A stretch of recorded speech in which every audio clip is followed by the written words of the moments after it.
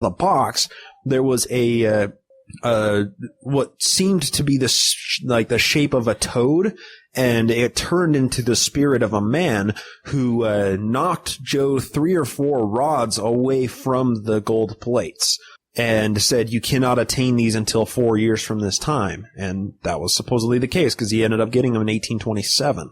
So it's like Joseph is digging all this time. In 1826, he's convicted for being a glass looker, and then he's well known for being a treasure digger and for looking in his rock, in his hat to try and find treasure. And it comes out in 1827, he found the Book of Mormon the same exact way, or found the gold plates.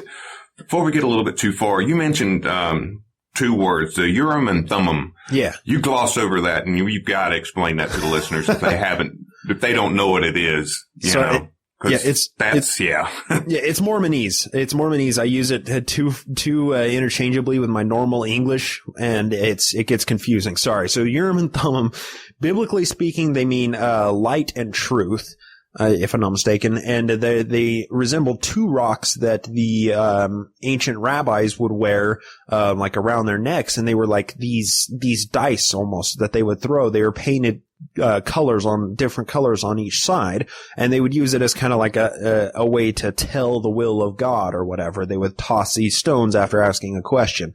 Well, that sort of translated to the same thing in the Book of Mormon, and there's a whole timeline of what the Urim and Thummim actually are. Supposedly the Urim and Thummim that were in the box with the gold plates were apparently the same exact Urim and Thummim that Moses and Aaron were using and the ancient rabbinical priests were using, and there's just one set of them. And then they came over with the Jaredites somehow, which are an ancient people in the Book of Mormon that came over before the Tower of Babel fell. They came over to America in submarines.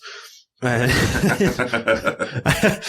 know there's so much to talk about. I'm throwing so much in here, but and then eventually the Urim and Thummim just became interchangeable with whatever seer stone Joseph liked to use at any given time. So okay, yeah, I just had to get that out there because that's interesting and funny at the same time. All right, so before I interjected, this is right after the Toad story. He hasn't gotten them yet. You can't get them for 4 more years. I'm sorry. Pick up wherever you were. I just had to get that out there because it's so freaking funny. No problem. So 1827, Joe gets the plates. Supposedly that's when he reportedly got them. He got them home with a pretty epic scene as well. He lived a few miles away from the Hill Cumorah, which supposedly the Hill Cumorah is where the ancient historian Moroni compiled all of the ancient plates and put them into the gold plates, and then he buried them in this Hill Cumorah, which is also the battle site of over 2 million people dead, Nephites and Lamanites alike. So this hill is in New York, and you can do a Google search for Hill Cumorah. It's just this little tiny dinky rinky-dink hill. You couldn't fit 20 camels on it. I mean, it's a tiny little hill, and to assert that there was a massive battle there where 2 million people lived and fought and died, it's just absurd. So anyway, he brought the plates home, and he was attacked 3 times by guys with guns, actually, while he was carrying these gold plates under his arm. And he was able to, while carrying the gold plates, swing single knockout punches, and anybody that was assaulting him, he'd just knock him out. He wouldn't give him any trouble anymore.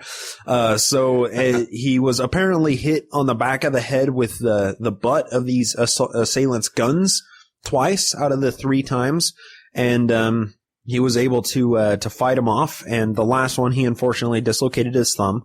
But he was, through all of this trial and tribulation, he was able to get the plates all the way back to Palmyra into the homestead of the Smiths and get them into the glass box that he used. And then that's where they resided from then on. But the interesting thing about these plates is if they're given current metallurgical denominations of actual gold or any gold alloy, and they're sized up to the size that Joseph Smith and other people described them as, they'd be about 210 pounds.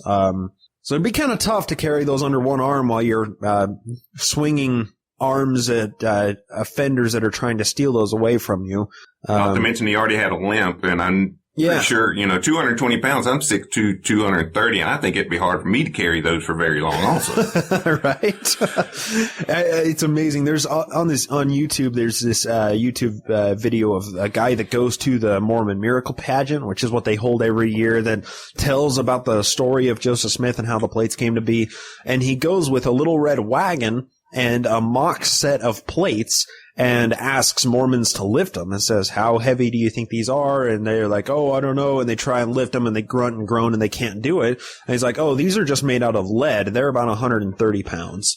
So they're about, they're just a little over half the weight of what the book of, the gold plates would have been. And Joseph was carrying those under one arm while fighting off attackers at the same time. I mean, that you can only classify somebody that can do that as either a badass or a liar. And or a superhero. Or a superhero. And I don't think Joe was a badass or a superhero. So to put this back into perspective, then he gets the plate supposedly 1827. Martin Harris comes along in 1820, late 1827, early 1828, and they translate the 116 pages. If anybody's seen the South Park episode of Book of Mormon, this is the dum story where awesome. Lucy Harris, Martin Harris's wife, supposedly stole the 116 pages and then burned it and then said, Joseph Smith can just recreate it if he's really translating. Well, Joseph didn't. He recreated the story from somebody else's perspective, so that's what explains the similarities and differences in it.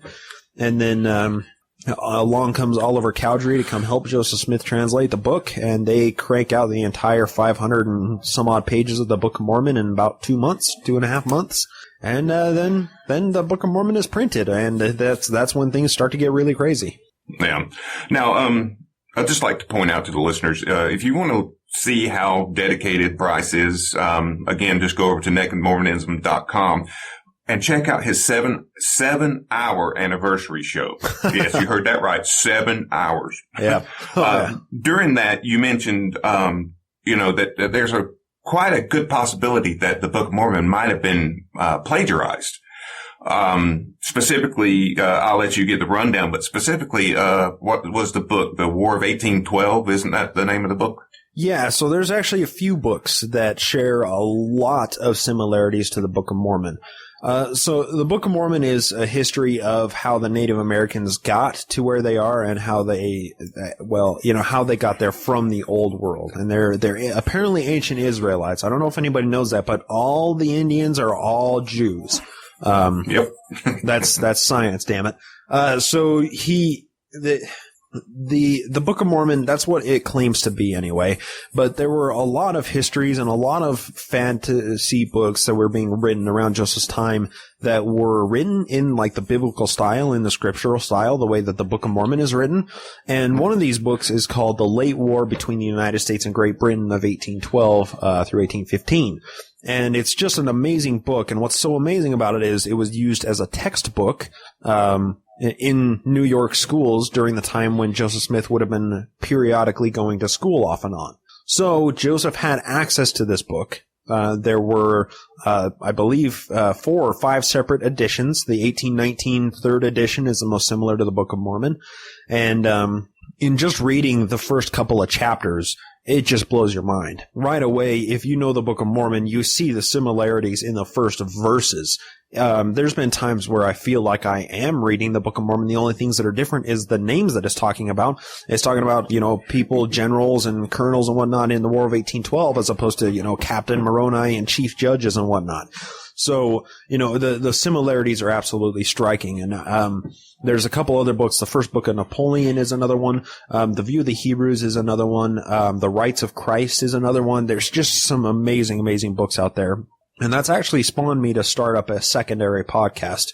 It's still in the early stages at the moment, but that podcast is going to be just reading these various possible source texts for the Book of Mormon and pointing out similarities between them and giving citations. So if I come across a passage in the Late War, say chapter 2, verse 12, that comes, that's really, really similar to the Book of Mormon, I'll say, oh, okay, so this this phrase right here, or this verse in the late war, has 8 words that are exactly the same with this passage in the Book of Mormon, and I read both passages, and it's fascinating to see the similarities like that.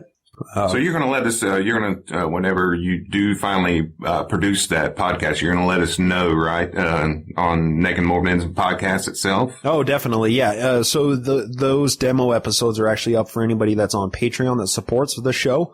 They can access those, but eventually it will be coming out as its own separate podcast once I get a few more episodes down and I get a few of the tweaks worked out, as well as maybe a website to go along with it. But that's all in the workings. That's all behind the scenes. So, of course I'll be talking about it a lot more as it develops on the show. But yeah, I mean, these various books that are out there that show these amazing similarities between the Book of Mormon and these other books that were written before the Book of Mormon, you see quite clearly that it was a 19th century work. There's nothing about the Book of Mormon that is an ancient historical work talking about the Lamanites and the Nephites and the Native Americans. That's just completely and utterly indefensible. Everything about the Book of Mormon screams 19th century. And I have to be honest, there's a lot about Joseph Smith that people are like, oh yeah, he was this bookworm, he was this great kid, he was so smart, he was a genius. But I agree with those things to a certain extent. I think he was quite the synthesizer and quite a smart dude. But I think that there was other actors behind the scene. I think just on my own personal level, I think that Sidney Rigdon was responsible for a lot more of the Book of Mormon than anybody gives him credit for. The story goes Sidney Rigdon and Joseph Smith met for the first time in 1831, late 1830, after the Book of Mormon came out. And that's how it's reported in all the histories, but there's a whole body of knowledge of historical studies that show that Sidney Rigdon could have been the author of the Book of Mormon, and that helps to explain why some of the Campbellite themes got into the book, and it helps to explain where a lot of the content that got into the Book of Mormon and how it got there, all through this Sidney Rigdon guy, because he was a charismatic Campbellite preacher that had defected away from Campbellism. So yeah, that's a whole mess. That's something I can't dive into too much, but that's pretty much how the Book of Mormon came along and how the Mormon religion got started.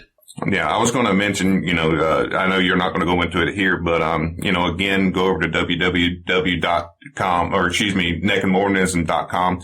If you're interested in all of this, trust me, Bryce's normal episode runs about maybe 2 hours or so, but he goes into depth about all of this historical stuff. Also, before I forget about it, you mentioned Patreon. Would you like to give my listeners your Patreon website so that way if they feel like they want to assist you, they can maybe go and patron you there? Yeah, definitely. I appreciate that. Yeah, Naked Mormonism, or it's just patreon.com/Naked Mormonism. That's a great place where you can get a hold of all the episodes or support the show. There's different levels, and of course you get a shout out on the show for your levels of support. And I should say, just as a quick disclaimer to anybody that's planning on listening or will listen in the backlogs, the shows are very, very slow paced. So since I started it, in November of a year and a half ago, the show has taken a long time to get to where it's at right now. In the amount of time, every episode that comes out, every 2 weeks it comes out as a historical episode. And those historical episodes can cover anywhere from 6 months down to less than a week. There was one episode that I produced. It was, I think it was called, One Prophet, Two Trials, Threesome Anybody, because I wasn't aware of what this was until I happened upon it in my research, and then just this couple of lines in the history of the church turned into an entire episode. I wasn't aware that Joseph Smith had 2 separate trials in 1830, regarding his disorderly conduct.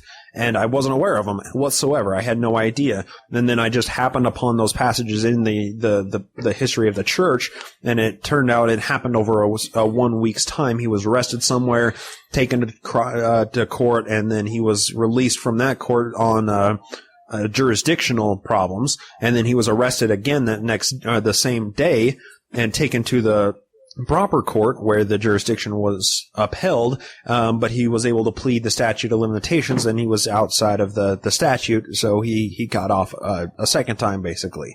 I had no idea that any of this had happened until I just happened upon it, and I was scripting that week's episode, and I'm like, wow, this is crazy.